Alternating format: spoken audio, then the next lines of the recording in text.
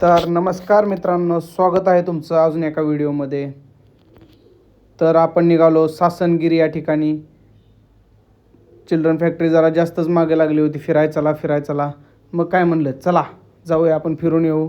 तर निघालो आम्ही गुजरात येथील सासनगिरी या ठिकाणी जंगल सफारी करण्यासाठी. तर रात्रीचा प्रवास करून आम्ही पोचलो. संध्याकाळी जेवण वगैरे करून हॉटेलमध्ये थांबलो.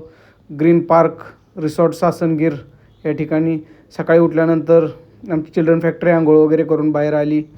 बोलली फोटो काढ आमचा. मग काय त्यांचं फोटो काढलं आणि गार्डन वगैरे जरा फिरलो. फोटो काढत नंतर आमची फॅक्टरी गेली सगळी. तिथं चिल्ड्रन प्ले एरिया होता. चिल्ड्रन प्ले एरियामध्ये सगळी चिल्ड्रन फॅक्टरी आमची गेली खेळायला. मग म्हणलं जरा मित्रांसाठी रिसॉर्ट दाखवूया. असं जंगलामध्ये वसलेलं रिसॉर्ट होतं. इकडं रिसेप्शन, त्या साईडला रूम्स होत्या आणि पूर्ण जंगल होतं चारी बाजूनी. जंगलामध्येच आपलं हॉटेल होतं. तर असं सुसज्ज असं मस्त गार्डन, प्ले एरिया, स्विमिंग पूल, आंब्याची बाग पूर्ण चारी बाजूंनी. आंबा एवढा घनदाट होता की त्याचा सूर्यप्रकाश पण खाली जमिनीवरती येत नव्हता. सुंदर असं. आता थंडी होती, नाहीतर म्हटलं उन्हाळा जर असता तर एकदम मस्त 4 पाय टाकून शांत झोप लागेल अशी जागा होती. हे पहा जुनागडचं जंगल. पूर्ण जंगलामध्ये रिसॉर्ट. खूप सुंदर असं हॉटेल होतं. तिथून मग आम्ही निघालो देवालिया पार्कला जाण्यासाठी.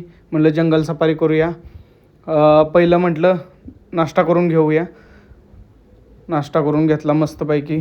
तिथून मग तिकीट काढायची होती बसची, कारण त्या ठिकाणी बस पण होत्या आणि जंगल सफारीसाठी छोट्या छोट्या जिप्सी पण होत्या. पण जिप्सीमध्ये म्हटलं लहान लहान पोरं आहेत त्याच्यामुळं जिप्सीमध्ये नको म्हटलं. मग आम्ही बस बुक केली. बसमधून आम्ही निघालो जंगल सफारीसाठी. तर जंगल सफारीमध्ये गेल्यानंतर खूप सुंदर असा अनुभव होता. बस लागली होती आमची. पहिल्यांदाच बिबट्या या प्राण्यासाठी असं चारी बाजूनी कंपाऊंड होतं, कारण बिबट्या हा प्राणी एकदम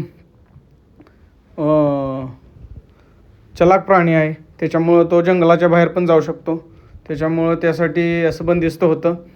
आणि हा बिबट्या जो आम्हाला दिसला तिथंच त्याला काय कुठं फिरायला नाही, काय नाही, खायचं आणि बसायचं. त्याचं पोट असं सुटलेलं, त्याला चालतं पण येईना. मग असं मस्तपैकी त्याचा शूट घेतला. त्याच ठिकाणी बरेच बिबटे होते.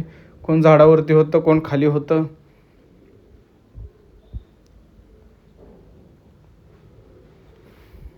आमची चिल्ली पिल्ली बघून एकदम खुश झाली. पुढं गेलो तर जंगलचा राजा सिंह निवांत झोपलेले उन्हाला. बसमधून आम्ही पाहत होतो एकदम शांत निवांत झोपलेले. त्या ठिकाणी आम्ही पोचलो आणि एक तर झोपलेला होता, मस्ती करत होता, दुसरा उठला. पण आमची बस जरा झाडाच्या पाठीमागच्या साईडला होती त्याच्यामुळं व्यवस्थित दिसत नाही. तरी पण एक सिंह उठला आणि या साईडला चालत यायला लागला आणि दुसरा सिंह मस्तपैकी आराम करत होता. हा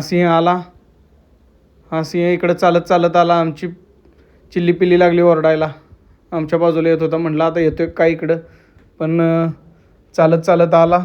आमच्या जवळ आला एकदम आणि एका झाडाखाली मस्तपैकी सावलीला झोपला. म्हटलं झोपू दे आता. तसं मी पण घाबरलो होतो इकडे येतोय काय, पण बसमध्ये असल्यामुळं काय वाटलं नाही. तर अजून बरेच व्हिडिओ होते. छोटे छोटे प्राणी होते, ते काय आपल्याला कॅप्चर करता आले नाहीत. म्हटलं व्हिडिओ एकदम जास्त मोठा होईल त्यामुळं. तर तिथून बाहेर आलो, जरा फोटो शूट वगैरे केले. फोटो वगैरे शूट करून म्हटलं आता निघूया.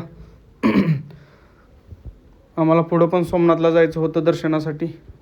तर मित्रांनो, कसा वाटला व्हिडिओ कमेंट करून सांगा, लाईक करा, शेअर करा. तर भेटूच आपण पुढच्या व्हिडिओमध्ये. Bye bye.